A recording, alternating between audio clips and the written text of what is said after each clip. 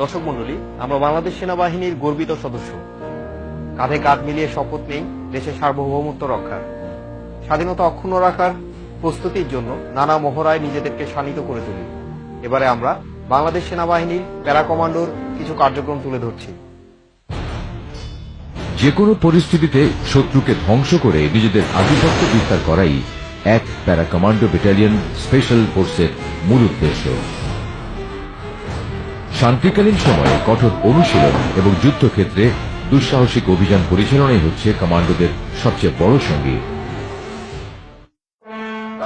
এই লক্ষ্যকে সামনে রেখে কমান্ডো ব্যাটালিয়নের সদস্যগণ নিজেদেরকে শারীরিকভাবে যোগ্য রাখার লক্ষ্যে নানা ধরনের অনুশীলনে অংশ নিয়ে থাকেন। এর ফলে কমান্ডোরা হয়ে ওঠেন আত্মবিশ্বাসী ও সাহসী।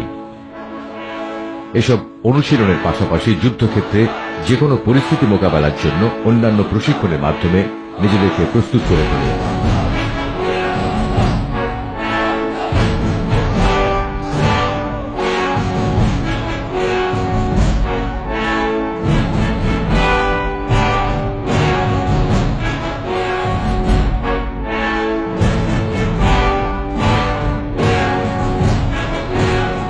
প্যারা কমান্ডো ব্যাটালিয়ন বাংলাদেশের একমাত্র স্পেশাল ফোর্স ইউনিট। এই ইউনিটের সকল সদস্য, অফিসার, জেসু এবং অন্যান্য পদবী সৈনিকবৃন্দ তারা সকলেই একটি 6 মাসের কঠোর কমান্ডো প্রশিক্ষণ এবং এয়ারবোর্ন প্রশিক্ষণ করতে হয়। এই প্রশিক্ষণ অত্যন্ত কঠোর এবং ঝুঁকিপূর্ণ। এই প্রশিক্ষণে দৈহিক শক্তির চেয়ে মানসিক শক্তির প্রাধান্য বেশি। সেনাবাহিনীর সকল আর্মস এবং সার্ভিস থেকে শুধু ভলেন্টিয়ার সৈনিকদের নিয়েই এই প্রশিক্ষণে অংশগ্রহণ করে থাকে এবং এই প্রশিক্ষণ শুধু যারা যোগ্য তারাই শেষ পর্যন্ত প্রশিক্ষণ কমপ্লিট করতে পারে। এই কঠোর প্রশিক্ষণ এবং এই প্যারা কমান্ডো ব্যাটালিয়ন শুধু তাদের জন্যই যারা অ্যাডভেঞ্চার পছন্দ করে, যারা প্রশিক্ষণের কষ্টের মধ্যেই আনন্দ এবং গর্বিত হওয়ার উপাদান খুঁজে পায়।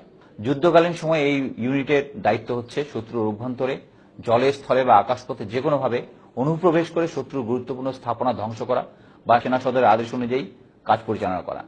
আমাদেরকে শত্রুর ভিতরে অনুপ্রবেশ করার পরে হয়তো অনেক সময় রসদ ছাড়াই দীর্ঘদিন অবস্থান করতে হবে এবং এটা করার জন্য আমরা শান্তিকালীন সময় আমাদের 4টি প্রশিক্ষণ চক্রে আমরা প্রশিক্ষণ গ্রহণ করে থাকি এবং যুদ্ধকালীন সময়ের জন্য আমরা নিজেদেরকে উপযুক্ত রাখি। এই সকল প্রশিক্ষণের পাশাপাশি আমরা ফায়ারিং, বিস্ফোরকের ব্যবহার, শারীরিক যোগ্যতাকে আমরা সবসময় গুরুত্ব দিয়ে থাকি। যুদ্ধ চলাকালে শত্রুর গভীরে দ্রুত অনুপ্রবেশের মাধ্যমে শত্রুর সেন্টার অফ গ্র্যাভিটিকে পর্যদস্ত করার জন্য এয়ারবোর্ন অপারেশন পরিচালনা করা হয়। যুদ্ধে মূলত স্পেশাল ফোর্স বা কমান্ডো সদস্যরাই এয়ারবোর্ন অপারেশন পরিচালনা করে থাকে। সম্মুখ সমর যুদ্ধ অথবা অন্য যে কোনো রণকৌশলে কমান্ডোদের এয়ারবোর্ন অপারেশনকে সবচেয়ে কঠিন ও ঝুঁকিপূর্ণ সমরবিদ্যা বলে বিবেচনা করা হয়।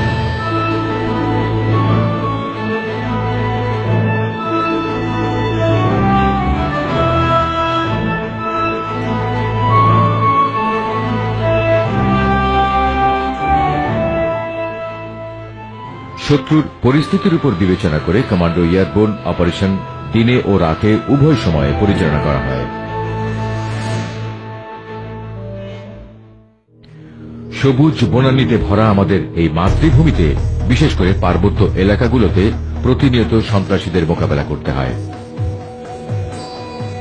গভীর জঙ্গলের মধ্যে দিয়ে গোপনে যাবার সময় শত্রুকে নিষ্ক্রিয় করার জন্য এই অনুশীলন করা হয়।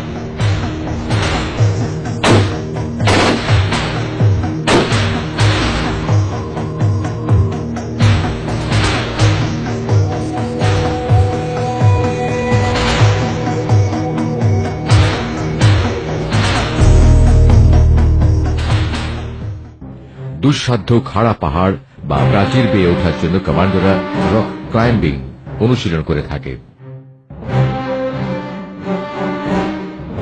এছাড়া যুদ্ধকালীন বা অন্য কোনো সংকটে বহুতল ভবনে প্রবেশের জন্য স্লিডারিং অনুশীলনে অংশ নেওয়ার পাশাপাশি কঠিন বাধা অতিক্রমের প্রশিক্ষণও তাদের দেওয়া হয়।